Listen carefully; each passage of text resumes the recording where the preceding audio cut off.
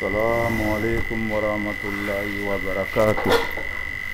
Chers élèves de la classe de première D au CIFEJ, ONG Aide, Service Éducation CIFEJ. C'est M. Dao Ibrahim, ici avec vous ce matin, la poursuite de notre programme en ligne. Donc aujourd'hui c'est la séance relative à l'activité expression écrite. En expression écrite, nous sommes sur la troisième leçon qui s'intitule le résumé des tests argumentatifs. Donc la dernière fois nous avons vu trois séances combinées. Donc je rappelle, on a déjà fait la première séance avant que le programme ne soit interrompu. Donc à la reprise, nous sommes sur la deuxième, la troisième et la quatrième séance. Compte tenu de la formulation de ces séances, de leur contenu, nous les avons combinés en trois séances, pardon. En une seule séance, pardon, et cette séance-là sera déclinée sur deux séances. Donc nous avons fait la première séance la semaine passée, et cette semaine, Inch'Allah, nous voyons la deuxième séance. Comme je vous l'ai dit, quand nous avons une activité qui s'étend sur 2 heures en classe, en ligne, on procède par deux séances, ou même deux séquences vidéo.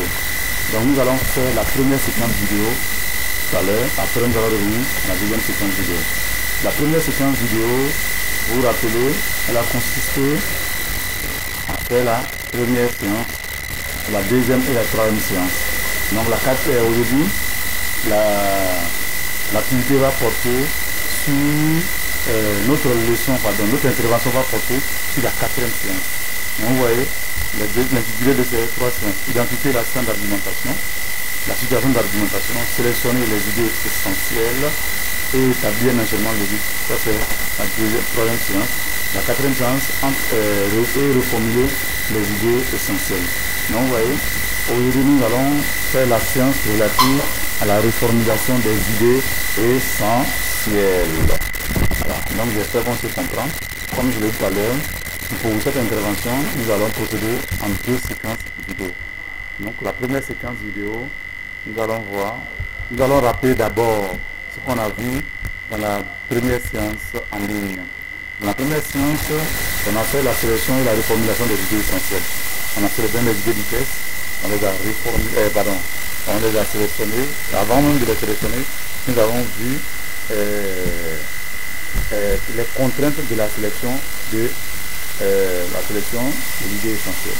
Vous avez vu? Donc, comment est-ce qu'il faut procéder pour pouvoir sélectionner les meilleures idées essentielles dans le test. On a dit que je servis du schéma argumentatif. On a dit que le schéma argumentatif se compose comme suit: idée plus explication de l'idée, plus illustration, plus conclusion partielle. Bon, conclusion partielle, ça arrive de temps en temps, mais ce n'est pas évident. Voilà, donc on a vu ces différentes étapes. Ensuite, on a sélectionné ensemble les idées essentielles. Ce matin, tout c'est un bref midi, et selon l'heure de la diffusion, donc c'est le matin, nous allons voir la reformulation des idées essentielles. On les a sélectionnées la dernière fois, on va revenir là-dessus, elles sont nombreuses. Et aujourd'hui, nous allons revenir sur la reformulation des idées essentielles.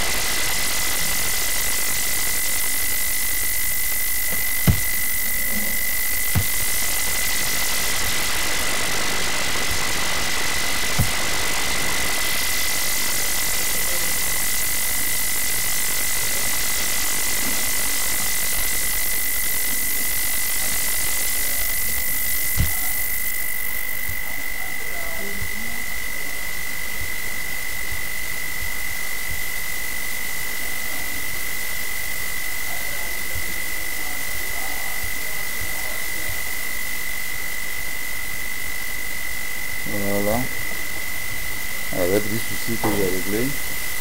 Donc la reformulation des idées essentielles. On va continuer. Pour procéder, pour reformuler les idées essentielles, il faut qu'on sache quelles sont les approches, quelles sont les techniques pour pouvoir reformuler les idées essentielles d'un texte. Donc en petit 1, on met les contraintes de la reformulation. Donc pour reformuler les idées essentielles, on doit besoin de quoi? Comment est-ce que nous devons procéder pour pouvoir y parvenir? Donc ça sera la première séquence vidéo. La deuxième séquence vidéo va porter sur la reformulation des idées essentielles de notre texte. Et Inch'Allah, on va revenir sur ça. Donc, nous allons partir. La reformulation concerne uniquement les idées essentielles relevées. On va reformuler des idées qui n'apparaissent pas dans le texte. Donc, quand on veut reformuler, on se sert des idées que nous avons recueillies, que nous avons relevées dans notre texte. Voilà. Ensuite, reformuler une idée essentielle, c'est quoi ce qu'on entend par reformuler l'idée essentielle. Donc, nous allons montrer comment est-ce qu'on procède pour reformuler les idées essentielles. La première des choses, reformuler certains mots ou expressions par l'utilisation de synonymes convenables au contexte du texte. Donc, il y a des mots dans les idées essentielles qu'on a relevées. Donc, il faut les reformuler ou utiliser les synonymes. Mais les synonymes qu'on doit utiliser doivent être conformes ou bien doivent cadrer avec le contexte du texte. C'est le mot, il a son sens et ses significations. Le sens du mot, c'est le sens dénoté, le sens qu'il a à la base. Voilà. Maintenant, ces significations dépendent du contexte dans lequel on l'emploie. Donc, si vous devez prendre un synonyme, il faudrait que le synonyme convienne au contexte du texte. Donc, pour pouvoir trouver le contexte d'énonciation, il faut comprendre d'abord, il faut dégager le thème du texte, ensuite trouver la thèse de l'auteur, c'est-à-dire la position qu'il défend par rapport au thème qu'il aborde, ensuite la visée argumentative. Où est-ce qu'il veut nous conduire? Donc si on a tous ces éléments en main, on peut facilement trouver un synonyme qui convient à notre contexte. Voilà. Ensuite, deuxième point, c'est remplacer un groupe de mots par un seul mot ou un groupe nominal. Donc vous voyez, un groupe de mots, on va donner un exemple, vous allez comprendre. Exemple, l'amélioration de ces résultats est due au fait qu'il s'est appliqué. Toute cette expression-là, ou bien tous ces mots-là, on va remplacer ça tout simplement par une expression ou un emploi très réduit. Voilà, on va dire son progrès est dû à son application. Tout à l'heure on a dit l'amélioration de ces résultats est due au fait qu'il s'est appliqué. Ici, ça donne son progrès est dû à son application. Si on compte les mots 1, 2, 3, 4, 5, 6, 7, 8, 9, 10, 11, 12, 13, 14. Là-bas. Ici, on a combien? 1, 2, 3, 4, 5, 6, 7. Ouais, 14 mots qui ont été réduits à 7 mots. Ouais, donc, on a fait un progrès considérable. Maintenant, autre élément à observer, c'est substituer un groupe de mots par un adjectif, un verbe ou un adverbe. Substituer, ça dit quoi? Remplacer par. Voilà, c'est la même chose comme ce qu'on a fait plus haut. Donc vous allez voir, on dit exemple, c'est un élève qui a beaucoup de vertus. Ça donne, c'est un élève vertueux. On dit qui a beaucoup de vertus. Donc ici on va dire une subordonnée relative qui a été remplacée par un groupe nominal. C'est un élève qui a beaucoup de vertus. Qui a beaucoup de vertus, c'est une subordonnée relative que nous avons remplacée par un élève vertueux, par un groupe nominal simplement. Donc vous voyez. Ensuite, reformuler une énumération par une expression générique. Donc quand il y a une énumération, au lieu de citer tous les éléments, donc on remplace tous ces éléments-là par un groupe nominal simple.